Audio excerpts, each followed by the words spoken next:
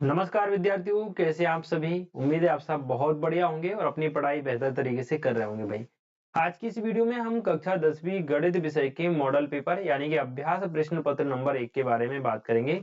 उससे पहले हम ये जान लेते हैं कि ये मॉडल पेपर मैं आपको क्यों बताना चाह रहा हूँ और आपको ये सॉल्व करना कितना ज्यादा जरूरी है, ये जानना बहुत जरूरी है।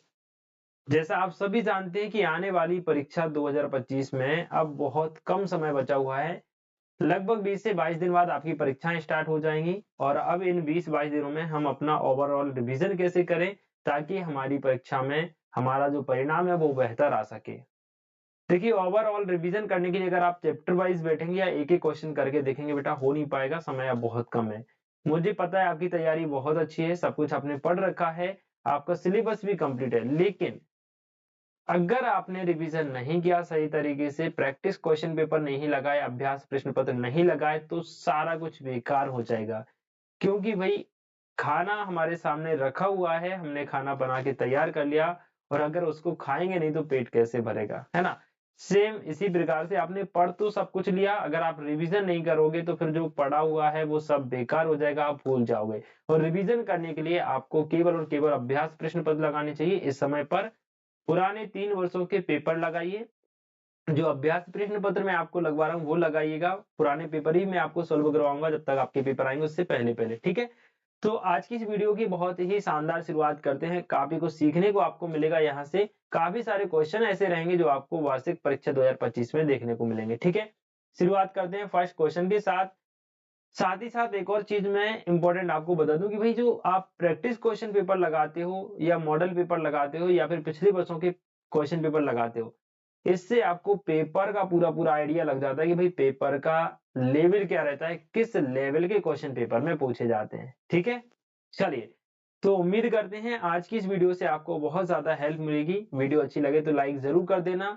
इसी तरह की और वीडियोस अगर आप हमसे चाहते हैं, जो भी आपके डाउट्स हैं आप हमें कमेंट करके बता सकते हैं, ठीक है। चलिए, फर्स्ट क्वेश्चन देख लेते हैं। वही सही विकल्प चुनकर लिखिए। 12, 15, 20 का एचसीएफ क्या होगा? आंसर होगा option number A, 1।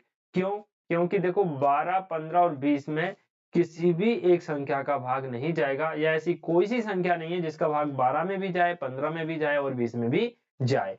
Second question है, रैखिक बहुपद की घात क्या होती है? आप सभी जानते हैं, 1 होती है। ऑप्शन नंबर डी इसका आंसर है। अगला प्रश्न है, समीकरण निकाय a1x plus b1y plus c1 बराबर 0, a2x plus b2y plus c2 बराबर 0 के एक आद्वितीय होने की शर्त क्या है? आप सभी जानते हैं आद्वितीय होने की शर्त होती है a1 बटे a2 बराबर नहीं b1 बटे b2। अगला प्रश्न है, द्विघात समीकरण ax वर्ग प्लस bx प्लस c में दो वास्तविक और बराबर मूल होंगे यदि। वास्तविक और बराबर मूल जब होते हैं जब विविक्त कर d का मान 0 हो जाता है। d माने बी स्क्वायर माइनस 4ac बराबर 0। Option number D is your correct answer. AP minus 3 minus 1/2, 2 का 11वां पद क्या होगा, ये आपसे पूछ रहा है। एपी में अगर आप देखें तो ए का मान है -3 एंड डी का मान आप सोल्व करोगे, -1/2 में से 3 घटाओगे तो 5/2 आ जाएगा। आपसे पूछ रहा है 11वां पद यानी ए प्लस 10 डी रख लो।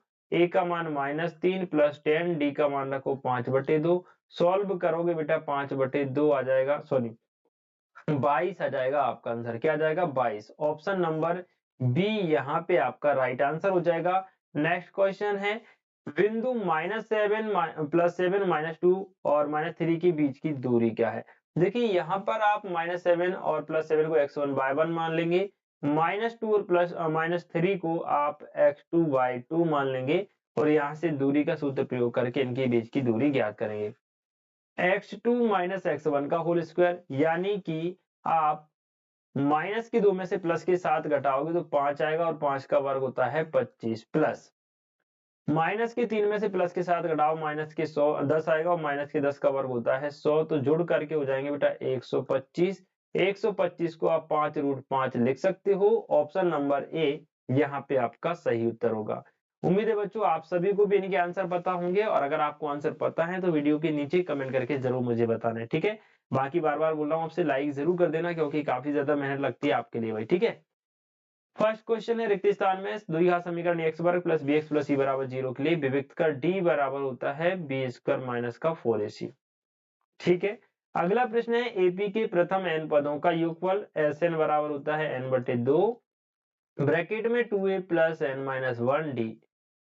थर्ड क्वेश्चन है सभी वृत्त समरूप होते हैं, बिल्कुल सही है। एंड वृत्त तथा उसकी स्पर्श रेखा के उभयनिष्ठ बिंदु को स्पर्श बिंदु कहते हैं बच्चों। क्या कहते हैं? स्पर्श बिंदु।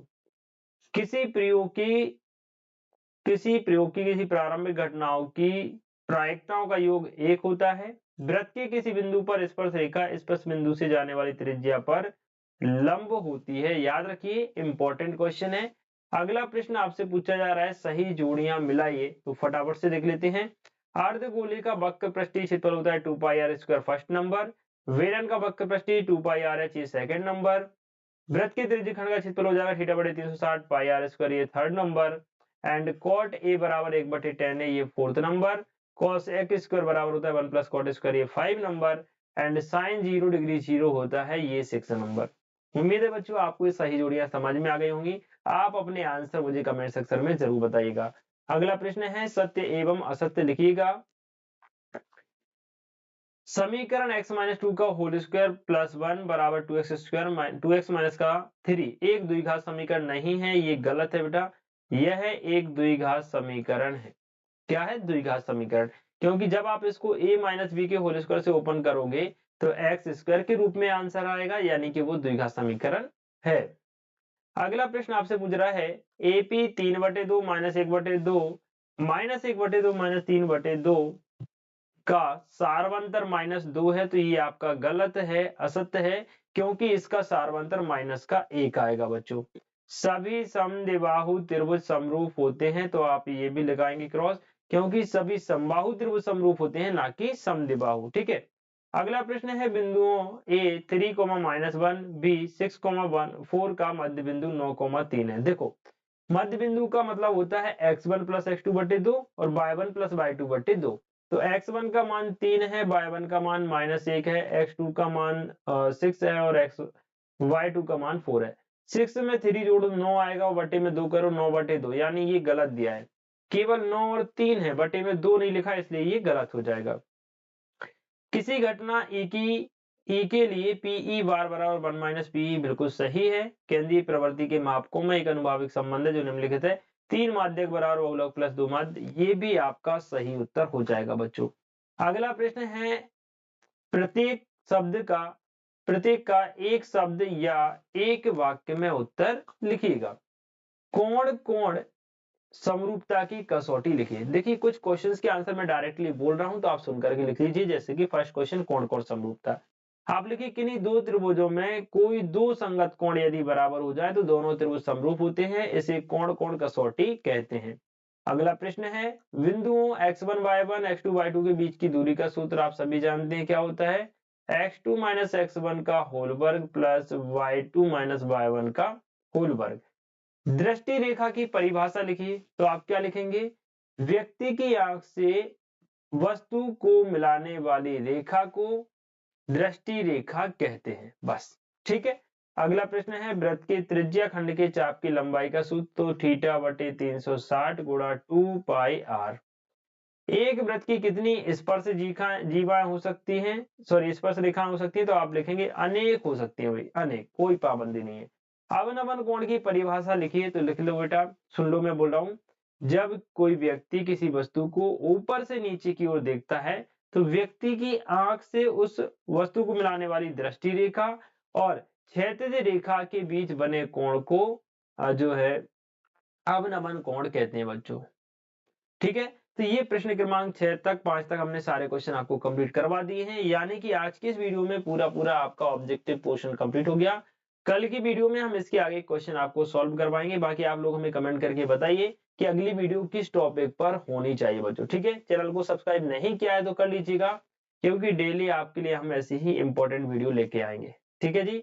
चलिए, तो शेष क्वेश्चन आने वाले दिनों में आपको करवाएंगे। उम्मीद है आज की इस वीडियो से आपको काफी ज्यादा हेल्प मिली होगी, काफी सारी नई चीजें आज की इस वीडियो में आपने सीखी होंगी। ठीक है जी। मिलते हैं आप सभी से नेक्स्ट वीडियो में, तब तक के लिए खुश रहें, मस्त रहें। वंदे मातरम।